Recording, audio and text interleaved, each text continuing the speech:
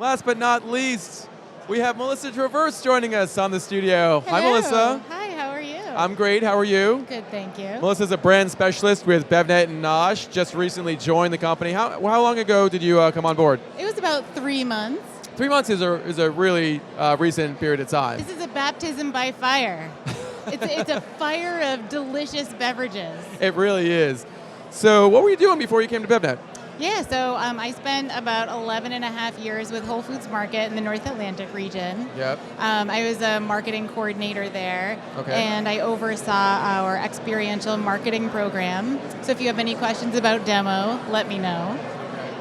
Well, what's an experiential marketing program look like? Yeah, so there was a demo person in each of the stores who was responsible for sampling and engaging customers and overseeing events in the stores. So it definitely taught me a lot about the power of demo, but specifically the power of a good demo. So what's your primary role? I mentioned brand specialist. I don't know if I'm sure what that means.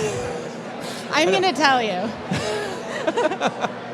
No, obviously I know what you do, but for our viewers at home who aren't familiar with you or your what you do here, can you tell us a little bit what your primary role is? Yeah, sure. So actually, the other part of my job at Whole Foods Market was supplier relations, which translates really well to the role at BevNET. So it was, basically the same job, finding opportunities within the organization for brands, but specifically things that really work for them. So meeting brands where they are. If they're emerging brands who are just getting started, figuring out how to work with NOSH and BevNET to further their initiatives and really get them off the ground.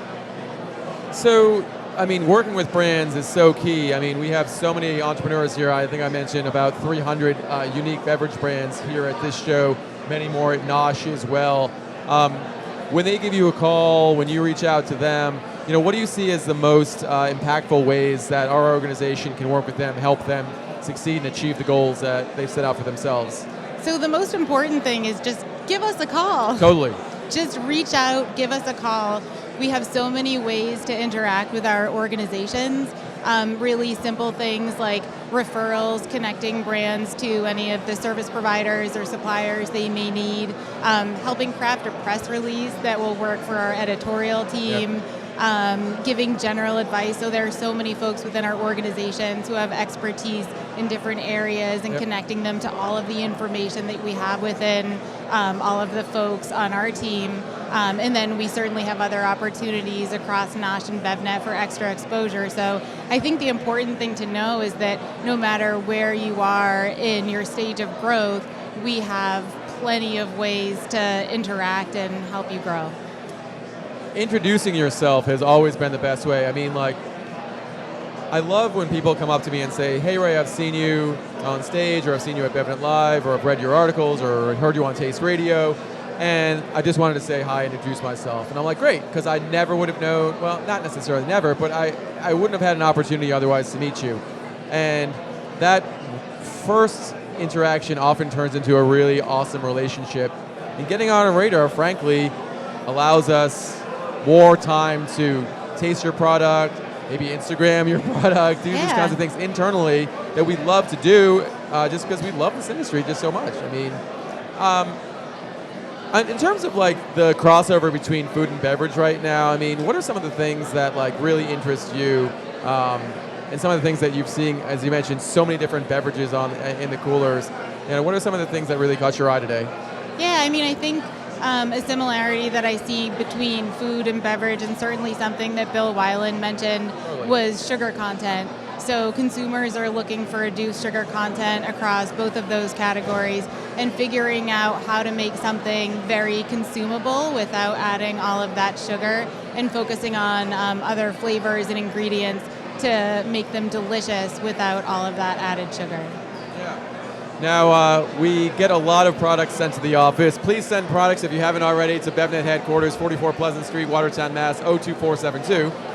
And if you can, we'll be able to taste these products, sample them, and perhaps put them on our social media profiles. What is your favorite go-to midday snack when you're craving something? Okay, so I have a lot of snack favorites. One of them is a little odd, but I'm a huge fan of sardines. So I love sardines. You do? I didn't know this. I didn't know that. We have to talk about this later. But so Wild Planet sardines with lemon, avocado, and salt is my favorite, and I have some in my hotel room. But I also think that Quinn Snacks does, they do these peanut butter stuffed pretzels that are very, very delicious. I think Chomp's beef jerky, their Chomp's meat snacks are fantastic. Artisan Tropic, their plantain chips. Oh, yeah. All good stuff. And again, some of that stuff we may not have seen before unless you send it to the office. So Send it. yes, send product, make an introduction, meet Melissa, meet me. Melissa, you're the best. Thanks so much for doing this. Thank I really you so appreciate much. it. It was my pleasure.